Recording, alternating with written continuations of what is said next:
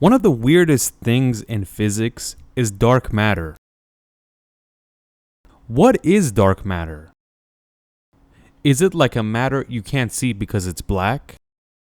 It's called dark matter because it's invisible and you can't see it, and it makes up most of the universe's mass.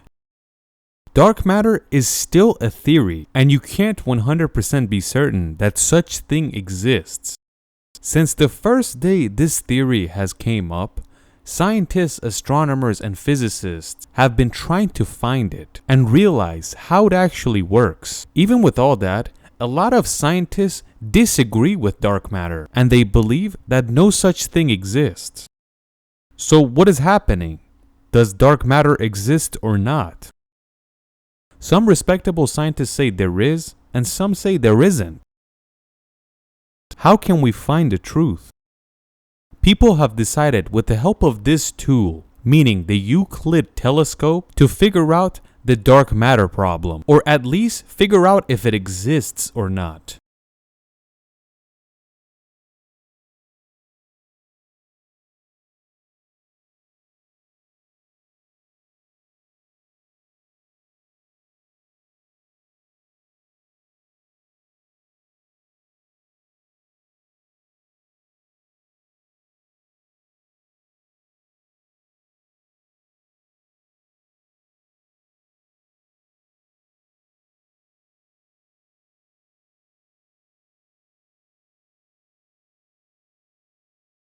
The Euclid telescope.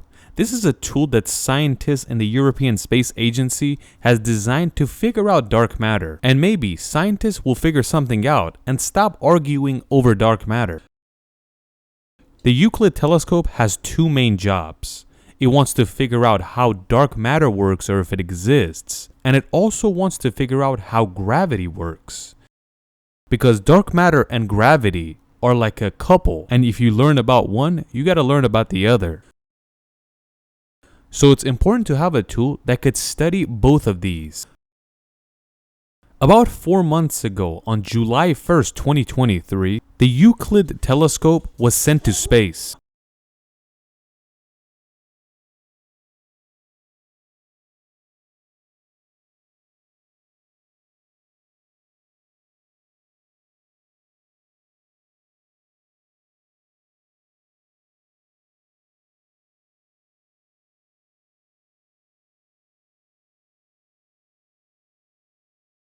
Unlike other telescopes, the Euclid was not made in NASA. It was actually made by ESA, or European Space Agency.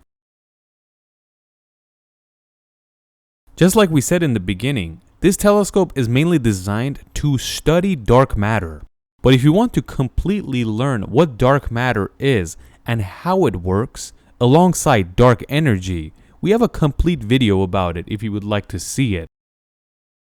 Most physicists believe that dark matter does exist, and more than 95% of the universe's mass is made up of it. But just like we said, there is a hefty amount of scientists that disagree with dark matter and say no such thing exists. The ones that believe say dark matter is like the ocean water in between islands. The islands could be looked at like galaxies, and between these galaxies, there is dark matter separating them and keeping them apart, just like the ocean water keeps islands apart.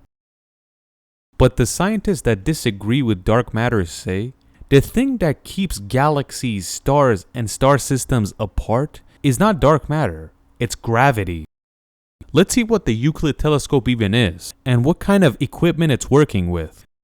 In this telescope, you have two main powerful cameras. You have a main camera called the VIS that takes normal photos in high resolution. And you have another main camera called the NISP, which is the infrared camera, a light you cannot see.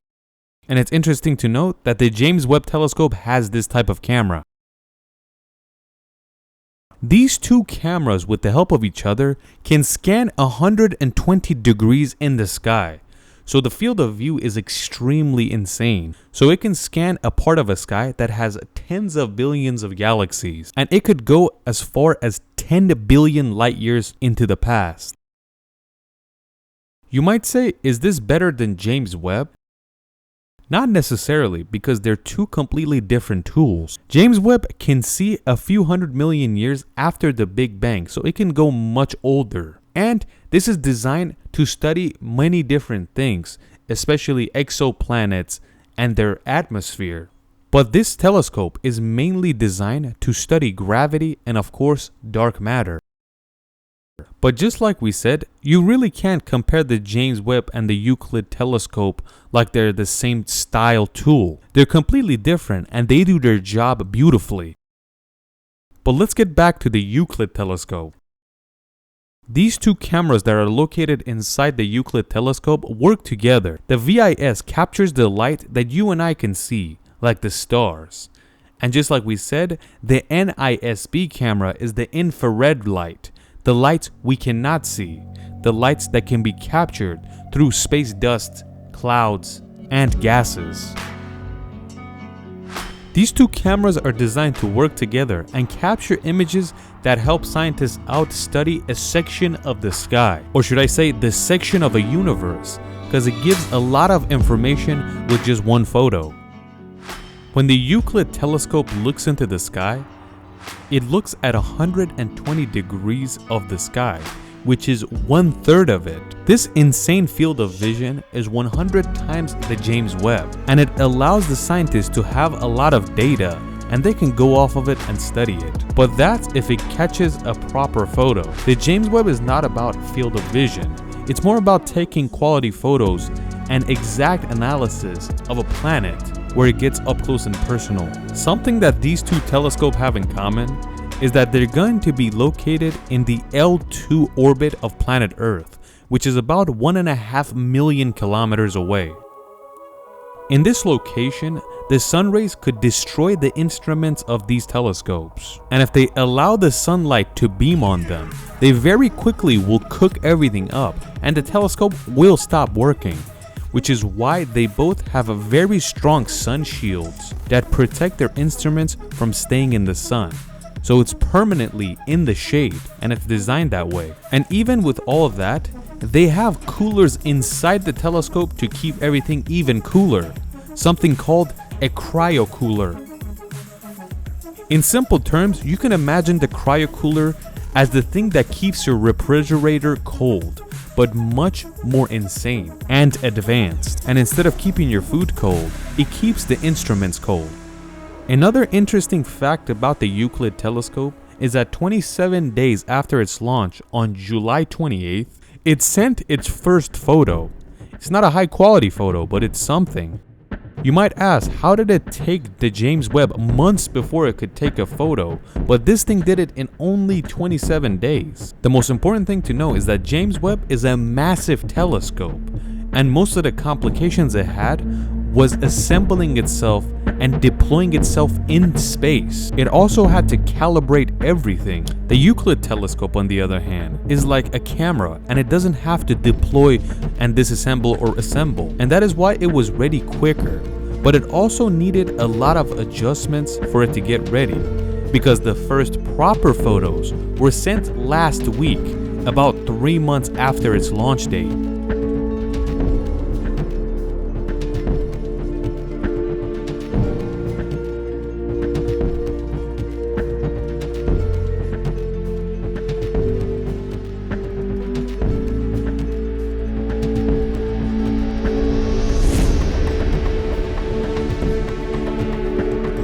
The reason that this telescope is called the Euclid, it's because we have an ancient scientist that's the father of geometry called Euclid. And one of the things Euclid is going to do is to map the sky like it's a geometry map. If they actually successfully map the skies like this, maybe the theory of dark matter could be closer to solving.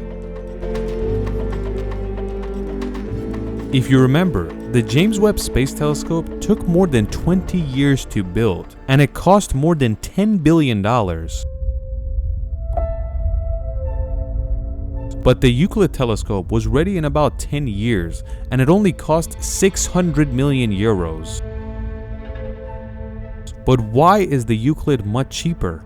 Most of the extra cost and the setbacks that the James Webb suffered was because of the technology that was used in deploying it in space, something that had never been done before. Deploying something like this in space was massive, and it's an engineering masterpiece. If the biggest issue happened in space, it's basically like burning $10 billion and 20 years of work. The James Webb is 22 meters in length, 14 meters wide, and it's 8 meters tall. But the Euclid came out much cheaper is because it was a smaller package and it didn't need to deploy in space like the James Webb. The size is much smaller too. It's only 4.5 meters by 3 meters and it only weighs 800 kilograms, something like half the weight of the Hubble telescope.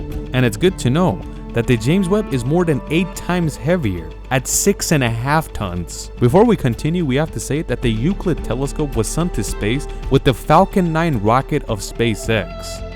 Elon Musk's company, SpaceX, charged $70 million to send this telescope to space. The main job and the hardest one is sending it to the edge of space, because once you're in zero gravity, you don't need the insane power of fighting Earth's gravity to continue moving. After this, the mission of the rocket is over, but the mission of the telescope has just begun, where it uses small boosters to get to its destination. It doesn't need the power of the Falcon 9 anymore. And since it's a small package in zero gravity, it can move around with these tiny boosters whenever it feels like it.